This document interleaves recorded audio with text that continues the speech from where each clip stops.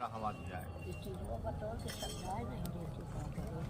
यमदूत कहने लगा कि जो कोई प्रसंगवश भी एकादशी के व्रत को करता है वो दुखों को प्राप्त नहीं होता है। देखिए इसमें एकादशी का महत्व बताया जा रहा है। परसों एकादशी है मंगलवार को। यमदूत कहने लगा कि जो कोई प्रसंगवश भी एकादशी के व्रत को करता है वो दुखों को प्राप्त नहीं होता है।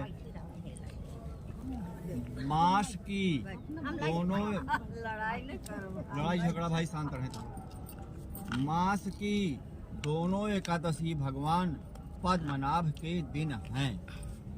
जब तक मनुष्य इन दिनों में व्रत नहीं करता उसके शरीर में पाप बने रहते हैं। हजारों अश्वमेध यज्ञ, सैकड़ों वाजपेय यज्ञ एकादशी व्रत की 16वीं कला के बराबर भी नहीं है। एकादशी का महत्व इतना बताया गया है कि अश्वमेध यज्ञ करिए, राजसूय यज्ञ करिए, वाजपेय यज्ञ करिए, उन यज्ञों से बढ़कर आप एकादशी का व्रत करिए, मानो सारे यज्ञों को आपने कर डाला है। उनकी 16वीं कला के बराबर भी एकादशी के व्रत के बराबर कोई यज्ञ नहीं है।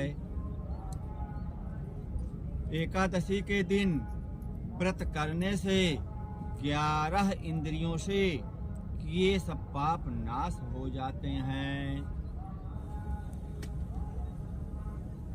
5 ज्ञानेंद्री, 5 कर्मेंद्री, 1 मन, ये 11 इंद्रियां जो है आप अगर इनसे कोई भी पाप हो गया हो महीने भर में या 15 दिन के अंदर या साल भर के अंदर आप एकादशी का व्रत कर लीजिए तो सारे पाप नष्ट हो जाते हैं। गंगा, गया, काशी, पुष्कर, कुरुक्षेत्र, यमुना, चंद्रभागा कोई भी एकादशी के तुल्य नहीं है। इस दिन व्रत करके मनुष्य अनायास ही वैकुंठ लोक को प्राप्त हो जाता है। एकादशी को व्रत और रात्रि को जागरण करने से माता, पिता और स्त्री के कुल की 10-10 पीढ़ियां उद्धार हो जाती हैं और वो पीतांबरधारी होकर भगवान के निकट रहते हैं।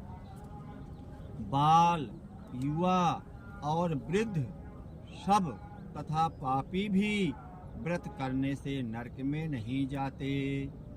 यमदूत कहता है, हे वैश्य, मैं सूक्ष्म में तुमसे नरक से बचने का धर्म कहता हूँ। मन, कर्म और वचन से प्राणी मात्र को द्रोह न करना। मन, कर्म, वचन किसी भी तरह से किसी भी प्राणी मात्र का द्रोह न करना। इंद्रियों को वश में रखना, दान देना, भगवान की सेवा करना, नियम पूर्वक वर्णाश्रम धर्म का पालन करना। इन कर्मों को करने से मनुष्य नरक से बचा रहता है। स्वर्ग प्राप्त करने की इच्छा से मनुष्य गरीब भी हो तो भी जूता, छतरी, अन्न, धन, जल कुछ न कुछ दान देता रहे।